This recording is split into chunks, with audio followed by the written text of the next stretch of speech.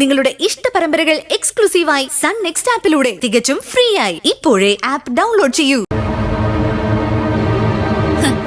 അത് ശരി, ഇപ്പോ ഇങ്ങോട്ടായോ ചോദ്യം ചെയ്യല്? നിങ്ങളുടെ ഭർത്താവ് എവിടെയാണെന്ന് ഇവളോട് ചോദിച്ചാ ഇവൾ എങ്ങനെ ഉത്തരം പറയും? നിങ്ങളുടെ ഭർത്താവിനെ സംരക്ഷിക്കേണ്ടതും അന്വേഷിക്കേണ്ടതും നിങ്ങളുടെ മാത്രം ചുമതലയല്ലേ? അല്ലെങ്കിൽ തടി പോലെ വളർന്നൊരു മകൻ അടുത്ത് നിപ്പുണ്ടല്ലോ, ഇവനോട് പോയി ചോദിക്ക്. ഉണ്ണികൃഷ്ണൻ ദർശനയുടെ അമ്മാവനാണെന്നുള്ളത് ശരി തന്നെ. ഇവളുടെ കല്യാണം സംബന്ധിച്ചാണ് അദ്ദേഹം ഇവിടെ വന്നതും എന്ന് കരുതി അദ്ദേഹത്തെ സംരക്ഷിക്കേണ്ട ഉത്തരവാദിത്വമൊന്നും ദർശനയ്ക്കില്ല. എന്താ അങ്ങനെ ഒരു ഉത്തരവാദിത്വം ദർശനയ്ക്ക് മേൽ ചാർത്താൻ എന്താ കാരണം? അത് നിന്നെ ഒന്നും ബോധിപ്പിക്കേണ്ട കാര്യം എനിക്കില്ല. ഞാൻ ചോദിച്ചത് ഇവളോടാ. ഇവളാണ് അങ്ങേരെ ഇവിടെ വിളിച്ചു വരുത്തിയത്. ഇവളുടെ കാര്യസാധ്യത്തിന് വേണ്ടി മാത്രമാ അങ്ങേര് ഇങ്ങോട്ട് വന്നത്. എന്നിട്ടിപ്പോ അങ്ങേരെ കാണാനില്ല.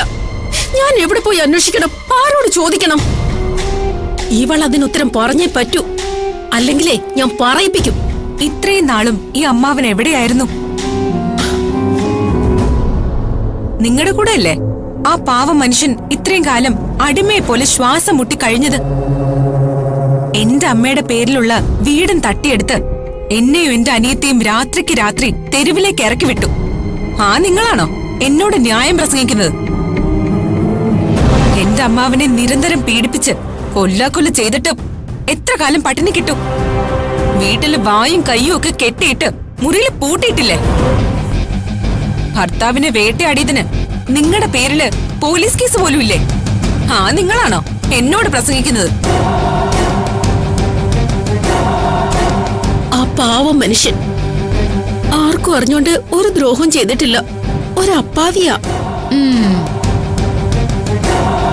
നീ തന്നെ ഇതിനൊക്കെ കാരണം.